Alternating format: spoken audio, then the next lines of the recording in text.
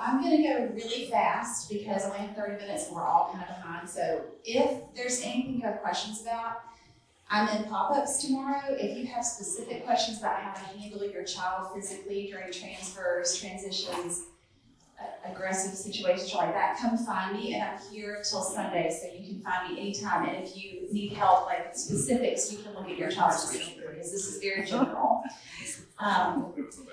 Okay, so I just wanted to say that this can be a little bit of a tricky topic because we're going to talk about some things that are hard and that can be a little bit emotionally day-to-day to deal with. I think we've all had a day where we started out looking really good, had it all together, and things were flowing, and then the day can end up not so great. Well, for our kids, that can happen from day to day, minute to minute. It doesn't have to be over the course of a day or a week. It can just be any second they can be good, and then 1 second they're not. So, in understanding how to safely protect your child, you need to understand the sensory system. I know we've all talked about it a little bit. You've heard a little bit, but to put it in terms that are easy to understand, the world is full of information that your brain has to process. Every bit of information coming in from the world has to go through your brain, be processed, organized, integrated, and then your brain has to determine through your body how to respond to that information. So that's sensory integration and processing. And we need to think about all the systems, including sight, hearing, touch, taste, smell, awareness of where your body is in space, awareness of movement, balance, and coordination, but also your internal sensory system, which includes hunger, fatigue, and emotion.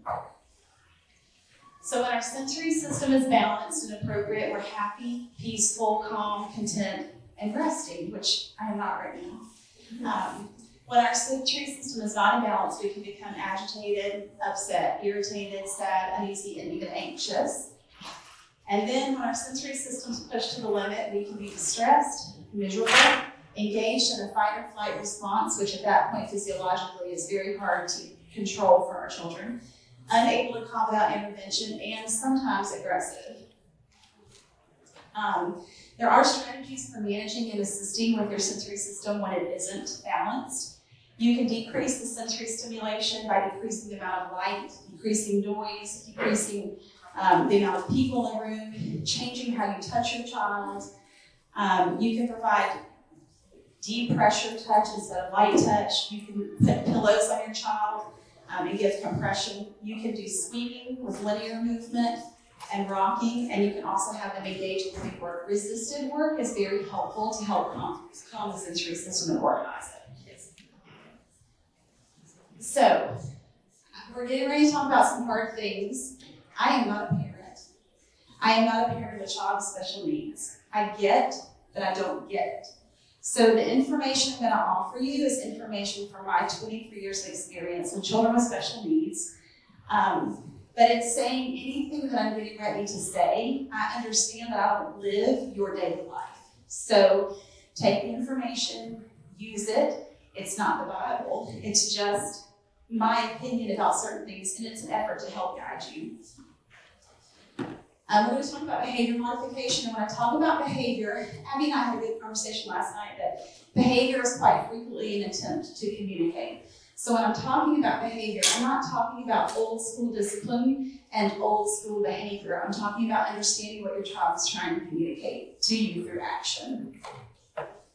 It's a really hard topic, but we're going to be real about it, that life is harder for kids with special needs, and life is also harder for parents of kids with special needs. But when you think about behavior, I'll tell you a story. I was at the Old Navy one day in line, and there was a kid in the shopping cart behind me, and he spit on me. And I turned around, I was startled. He spit on me 3 more times. Then he started hitting me, and the mom wasn't doing anything. So I watched him for a little while. And I figured out that he had special needs, so I was very calm and cautious about how I interacted. And when he finally hit me the last one in the back and it really, really hurt, I turned around and I told him, no, stop. And the mom got really mad at me because I'm correcting her child. Well, our kids need boundaries, correction, as much as any other child, and they don't have a right to hurt me. They don't have a right to hurt their siblings, and they don't have a right to hurt someone else. So That was an interesting intervention. She told me, she goes, interesting interaction, but she told me, she's like, he's special needs. I'm like, I'm really aware of that, but it's still okay for him not to touch me. So, and moving forward, think about your child. Do you feel like you're expecting appropriate behaviors is too much? Do you feel like your child can't do what you're asking? Do you feel like you're pointing out their limitations and asking them to have appropriate behaviors and interactions? If you feel like your child doesn't need or deserve boundaries, you're telling them that they can't learn. So this is another hard conversation I have with parents quite frequently, that you expect your dog to learn. At least give your child that benefit. They are plenty capable of learning. But this is what I also always tell parents. You need to set expectations, but you need a lot more patience and a lot more understanding. Because what the sibling or another child in the classroom can understand, your child might not understand, and their way of communicating and learning is very different than other children. So you're going to have a lot more patience and a lot more understanding. You also need to set clear boundaries. When Katie asked me to do this talk, we were focused on safety, but safety for TJ has transitioned over the years. So safety went from him not falling down when his diaper tore in my hands, to him not falling down the stairs when he couldn't climb them by himself, to him not getting injured when he was trying to full-on attack me because he was in a state that he could no longer control. So what we need to do is understand where difficult behaviors are coming from. You want to understand the origin. Is it because their sensory system isn't balanced? Is it because they're trying to communicate and you're not understanding it? Could it be because their vision's impaired, their hearing's impaired? Everything we experienced yesterday made me feel differently during the vision and hearing lab than I feel typically. Have they had a change in neurologic status? Is the disease progressing? Is that causing some changes and variations? And also, where are we with regard to hormone changes? Our kids go through puberty sometimes earlier. Most of our children are living longer, so we're seeing more concerns and issues with hormones, so that's great and a handful at the same time. So you have to think about all these things. The other thing you want to do is advocate for your child. You want to be a part of the IEP at school so that you're making sure care is consistent and intervention and boundaries are consistent. You want to seek out additional resources, request therapeutic intervention, educate yourself about medications that might be needed. That's not a direction we ever really want to go with behavior and issues, but sometimes it's helpful. Educate yourself about puberty and hormone changes that can affect behavior. And you want to seek out help from your therapist, especially physicians, behavioral specialists. All the ladies that are in the back corner have a lot of information that they can offer you about just this topic, so seek them out today and tomorrow. So directing your child with special needs. When you're trying to set boundaries for your child, you want to be consistent, learn about your child's diagnosis, define expectations, use rewards and consequences, preferably positive, use clear and simple messages. I was just on my 50th birthday trip and my friend goes, "You're very bossy and abrupt." And I was like, "What?"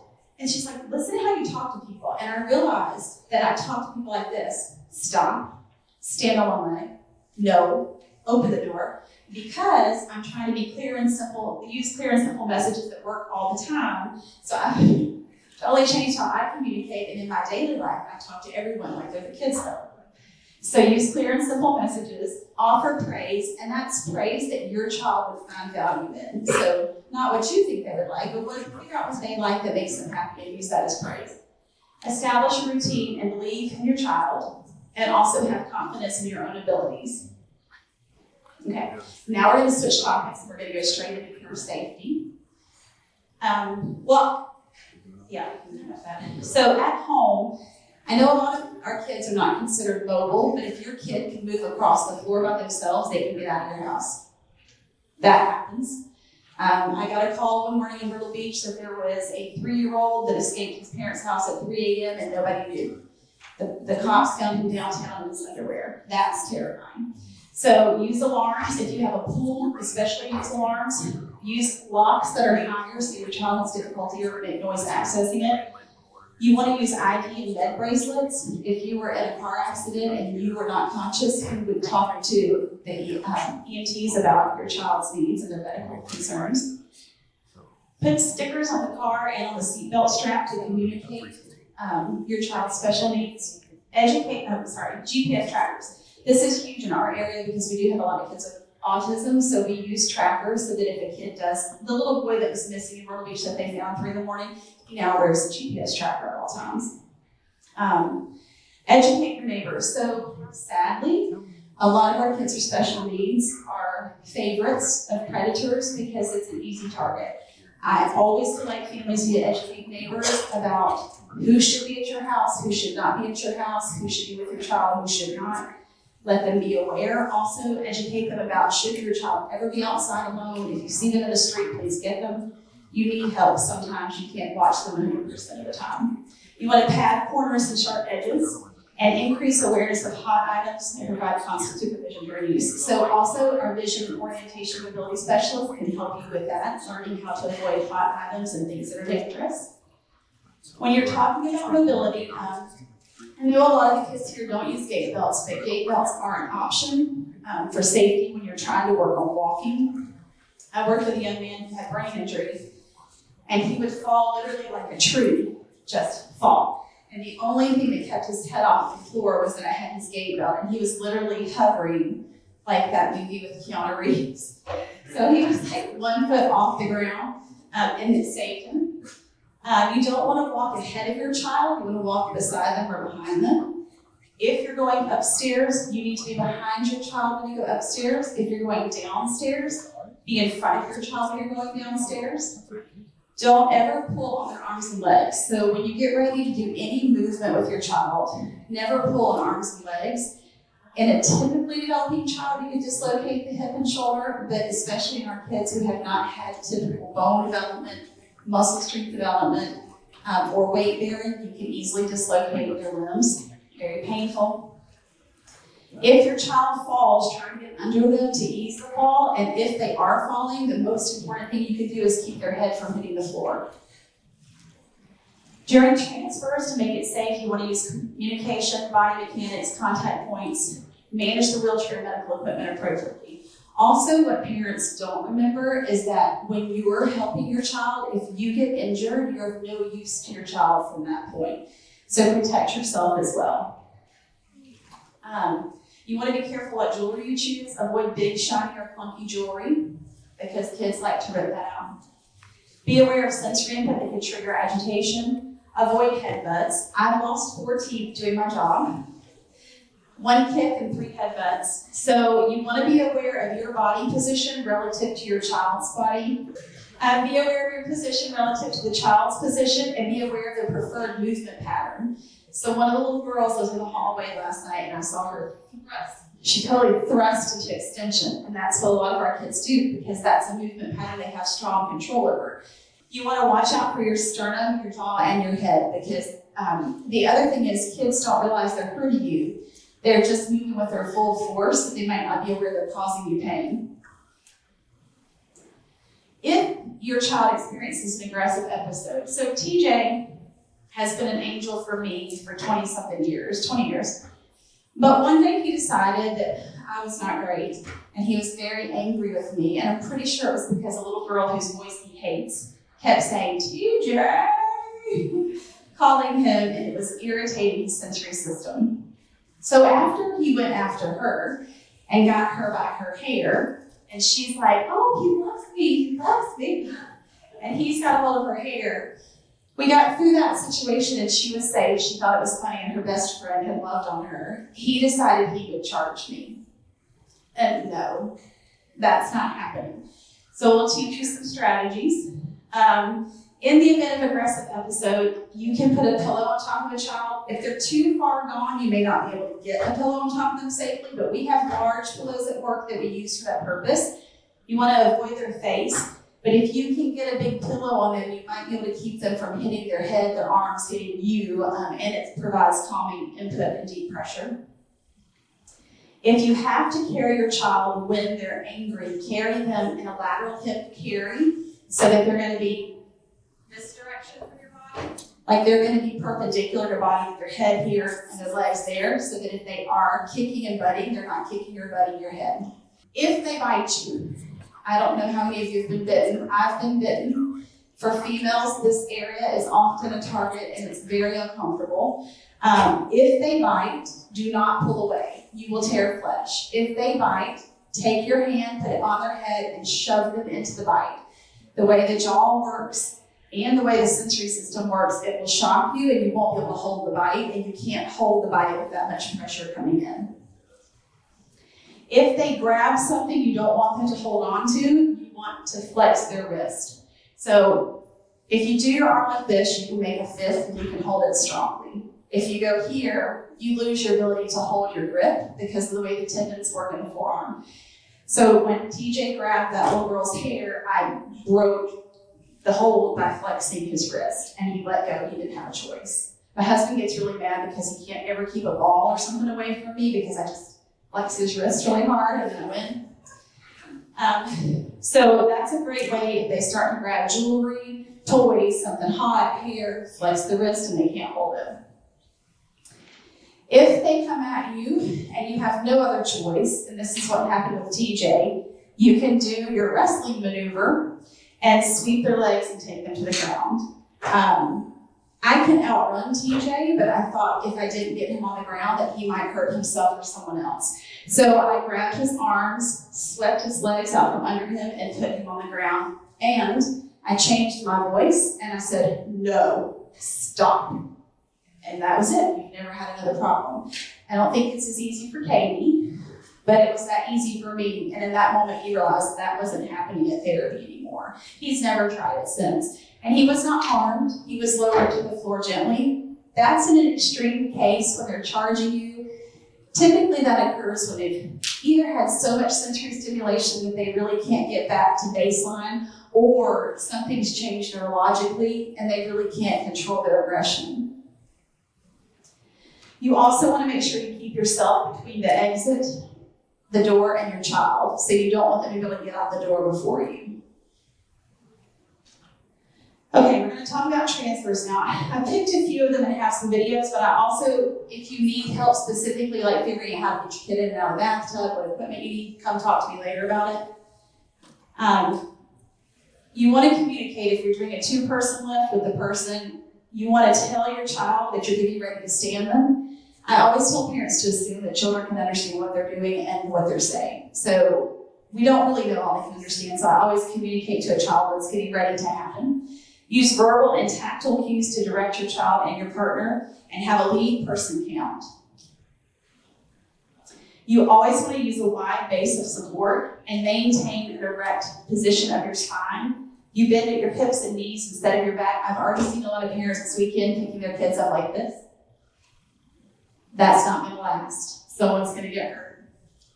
Get your center of mass as close to the child's center of mass as possible. So you want things close. When you lift a box, you don't lift it here. You lift it here. If you're turning, you want to move and pivot through your feet. Don't twist your back.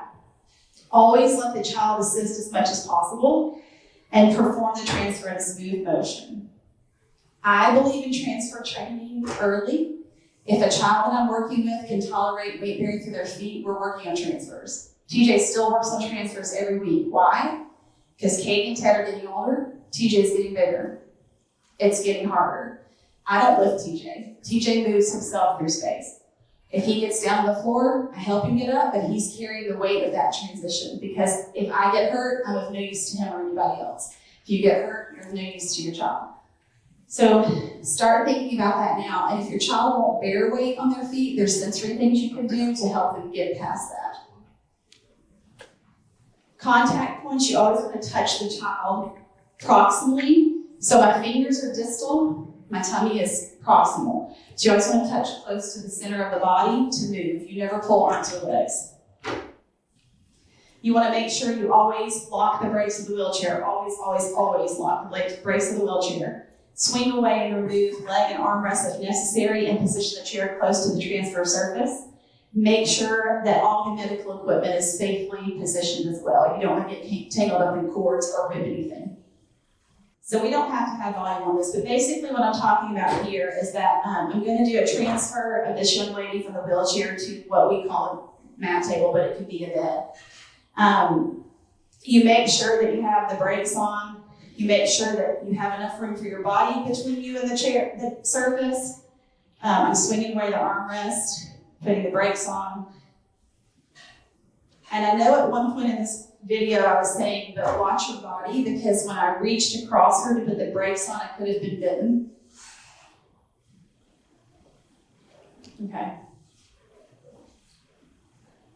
So I make Amy stay in a squat position for a really long time in this video, but you'll see that her form is perfection. I'm not that great, so I made her do it. But she's going to use a wide base of support and a good stance position to help me transfer. And I'm also talking about if your child doesn't have good head control, you can use your arm and your body to support their head and trunk where my arm is right there. You don't just want to let their head flop around or their trunk flop around, so you want to provide your body as support for their body. So here we're doing a 2-person lift. I'm sorry, I can't hear it.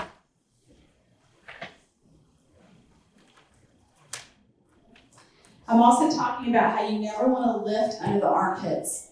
So there's a nerve bundle under the armpits, and if you put too much pressure under there, lifting straight up, you can damage the nerves. So you always want to, you can put your arms under there, but you move through the trunk of the armpits. How much time do you have? 8 minutes. Okay.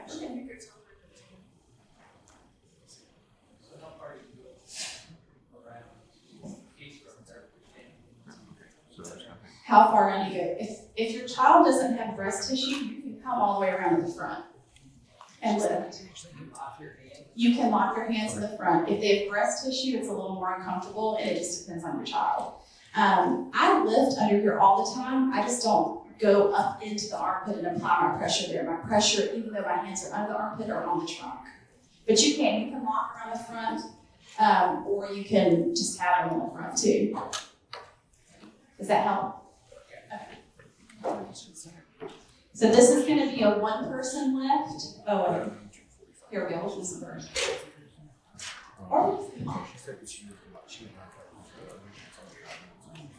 So Jen is making sure that this little girl is unbuckled and everything is out of the way before she goes around the chair. She's going to support her head and her arm and her body and her trunk to keep it from flailing. And then she's going to set her down gently.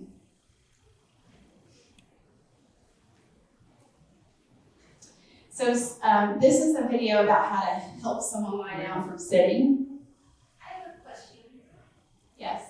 On the armpit lifting thing, my little girl's four, and we always lift her. I don't feel like I can squeeze her. You know, I feel like I have to go down.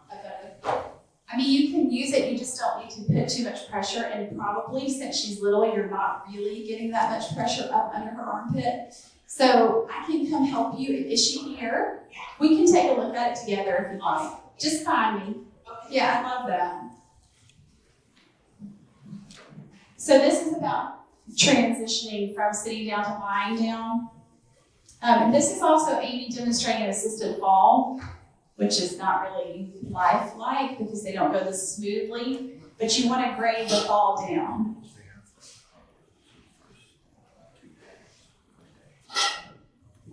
Okay, so we'll go back to these real quick because I think we have 2 minutes.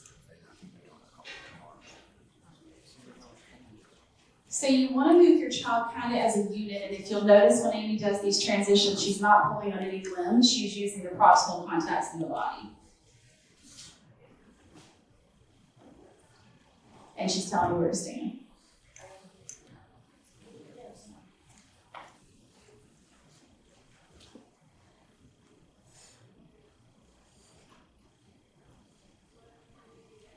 Now, obviously, this student of ours who got roped into doing the videos has good trunk control, has good strength. So you wouldn't be letting most of our kids sit there by themselves, but that's a good example. So I think that's about it. I know that's a lot, and I know it was fast. This is my contact information at work if anybody ever needs me. I'm always available. Just tell me who you are when you text me or when you email me or call, so that I can get it in my head. But do y'all have any questions about anything? Okay.